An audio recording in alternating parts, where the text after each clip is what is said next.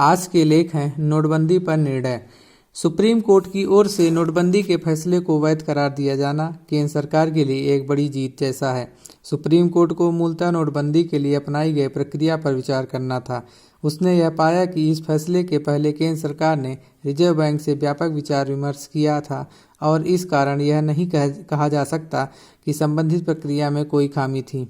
हालांकि एक न्यायाधीश ने 5 सदस्यीय पीठ के 4 न्यायाधीशों के निर्णय से असहमति जताई, लेकिन उसका कोई विशेष मूल्य नहीं है।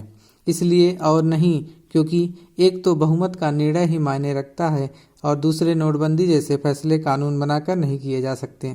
निसंदेह नोटबंदी का फैसला एक बड़ा और कड़ा फैसला था। यह एक फैसला था जिसने हर किसी को प्रभावित किया।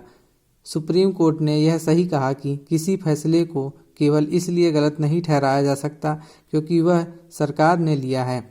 विडंबना यह है कि कुछ विपक्षी दलों ने सरकार के हर फैसले का विरोध करने को अपना एक सूत्री कार्यक्रम बना लिया है। ऐसा ही रवैया अन्य लोगों ने भी अपना लिया है। इससे समझा जा सकता है कि नोटबंदी के फैसले के खिलाफ 50 से अधिक याचिकाएं दायर की गई थीं।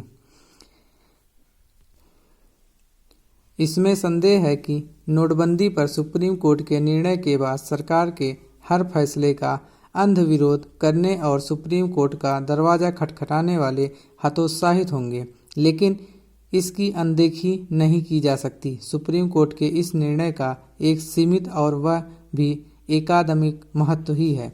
आखिर जो फैसला 6 वर्ष पूर्व लिया गया और उसके अच्छे बुरे परिणाम सामने आ चुके हैं, उस पर सुप्रीम कोर्ट की संविधान पीठ की ओर से विचार किया जाना कितना सार्थक है।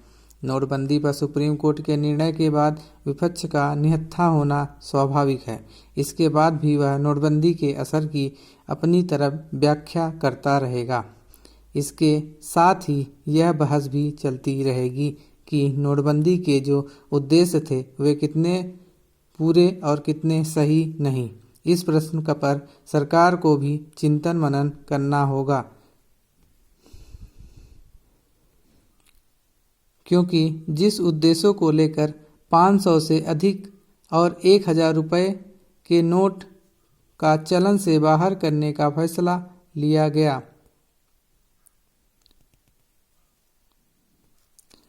500 और 1000 रुपये के नोटों को चलन से बाहर करने का फैसला लिया गया, वे सभी सही तरह से पूरे नहीं हुए। यह सही है कि टैक्स चोरी पर एक हद तक लगाम लगी और फौरी तौरी पर काले धन वालों को झटका लगा, लेकिन यह नहीं कहा जा सकता कि भ्रष्टाचार पर अंकुश लगा। उचित यह होगा कि रिजर्व बैंक के साथ सरकार इस पर विचार करे कि वे सभी उद्देश्य कैसे पूरे हों जो नोटबंदी को लेकर तय किए गए थे। नोटबंदी से जो अनुभव मिले उससे भविष्य के लिए सीख भी लेनी चाहिए।